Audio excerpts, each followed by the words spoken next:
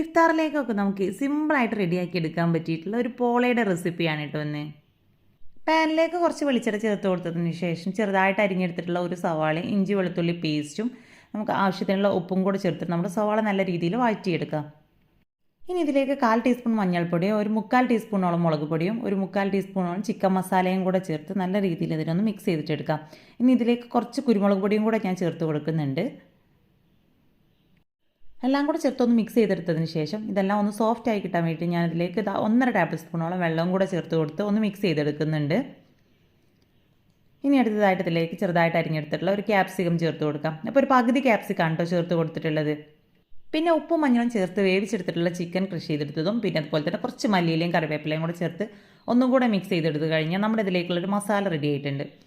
ഇനി അടുത്തതായിട്ട് നമുക്കിതിലേക്ക് വേണ്ടത് മക്രോണിയാണ്. അപ്പോൾ അത് ആദ്യം ഒന്ന് വേവിച്ചെടുക്കണം. അപ്പോൾ അതിനായിട്ട് ഇത് നല്ല തിളച്ച വെള്ളത്തിലേക്ക് ആവശ്യത്തിനുള്ള ഉപ്പും കുറച്ച് ഓയിലും കൂടെ ചേർത്ത് കൊടുത്തതിന് ശേഷം 1 കപ്പ് മക്രോണിയും കൂടെ ഇതിലേക്ക് ചേർത്തിട്ട് നമുക്ക് നല്ല രീതിയിലൊന്ന് വേവിച്ചെടുക്കാം. അപ്പോൾ മക്രോണി നല്ല രീതിയിൽ തന്നെ വെന്ത് കഴിഞ്ഞിട്ടുണ്ടെങ്കിൽ വെള്ളത്തിൽ നിന്ന് നമുക്കിതിനെ ഒന്ന് ഊറ്റി മാറ്റി വെക്കാം.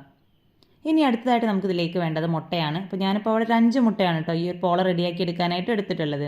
ഇതിലേക്ക് ഒരല്പം ഉപ്പും കൂടി ചേർത്ത് ഇത് നല്ല രീതിയിലൊന്ന് ബീറ്റ് ചെയ്തിട്ടെടുക്കാം.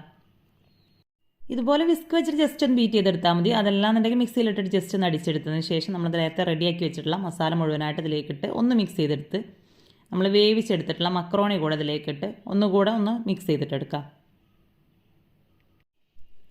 അപ്പോൾ അത്യാവശ്യം സ്പൈസി ആയിട്ടുള്ള രീതിയിലാണ് കേട്ടോ ഈ ഒരു മസാല ഞാനിപ്പോൾ അവിടെ റെഡിയാക്കി എടുത്തിട്ടുള്ളത്. അപ്പോൾ എല്ലാം കൂടെ നല്ല രീതിയിൽ മിക്സ് ചെയ്തെടുത്ത് കഴിഞ്ഞാൽ ഇതുപോലെ ഒരു പോട്ടിലാണ് ഞാനിതിപ്പോൾ അവിടെ റെഡിയാക്കി എടുക്കുന്നത്. അപ്പോൾ പോട്ടിലേക്ക് കുറച്ചൊന്ന് ഓയിൽ സ്പ്രെഡാക്കി കൊടുത്തതിന് ശേഷം നമ്മുടെ മിക്സ് മുഴുവനായിട്ടും ഇതിലേക്ക് ഒഴിച്ച് മുകൾ ഭാഗമൊക്കെ ഒന്ന് നല്ല രീതിയിലൊന്ന് ലെവലാക്കി കൊടുക്കാം.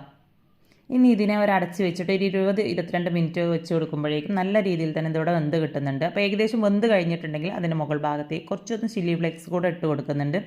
ജസ്റ്റ് അതൊരു ഡെക്കറേഷന് വേണ്ടിയിട്ട് മാത്രം ചെയ്തെടുത്തതാണ് കേട്ടോ. ശേഷം ഒരു 5 മിനിറ്റ് കൂടെ വെച്ച് കൊടുത്താൽ ഇനി ഇതിനെ നമുക്ക് വേറെ പാനിലേക്ക് തിരിച്ചിട്ട് കൊടുക്കാം. അപ്പോൾ മുകൾ ഭാഗം കൂടെ കുറച്ചൊന്ന് ഡ്രൈ ആക്കി എടുത്തതിന് ശേഷം ഇതിനെ നമുക്കൊരു പ്ലേറ്റിലേക്ക് തിരിച്ചിട്ട് കൊടുക്കാം. അപ്പോൾ സംഭവം സിമ്പിളാണ് കേട്ടോ, നല്ല അടിപൊളി ടേസ്റ്റാണ് കഴിക്കാനായിട്ട്. ഇനി ഇതിനെ ചൂടാറിയതിന് ശേഷം ഇഷ്ടമുള്ള രീതിയിൽ കട്ട് ചെയ്തിട്ടെടുക്കാം.